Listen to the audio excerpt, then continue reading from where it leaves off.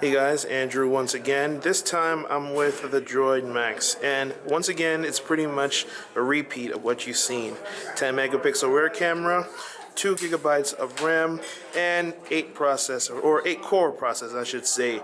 It has one for contextual awareness, so listening for sensors, has another for always listening on with the voice demo that I mentioned previously, 4 for graphics, and then 2 for just your standard Android operation when you're going to apps, loading web pages and things like that. One thing that's different is the body. While the other ones are glossy finishes, this has that more traditional Kevlar coating that we've seen in the past. So it's going to feel a little nicer. It's not going to be as smooth, but it's going to be still a nice material. And as you can see, you can actually see the grain or the pattern that comes with the DROID Maxx. Of course, it's also different because it has that big battery.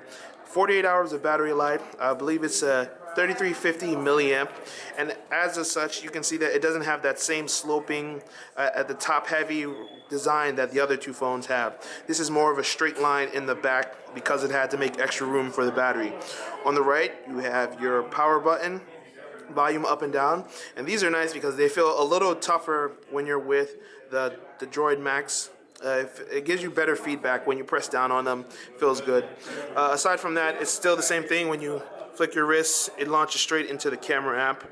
On the back has the 10 megapixel camera that I mentioned, front facing camera as well. And when you go into the camera UI, you swipe left, and that gives you access to the different settings that you can change. You can switch on panorama, things like that. Turn on HDR. And then take a photo, or you can switch to the front-facing camera. Okay.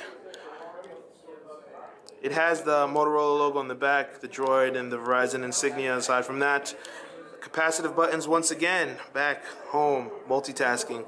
5-inch display, it's an OLED display. So again, everything that you saw in the Droid Ultra video is pretty much applied here. The difference here with the DROID Maxx is the battery life and the coating on the Kevlar and the overall shape of the device.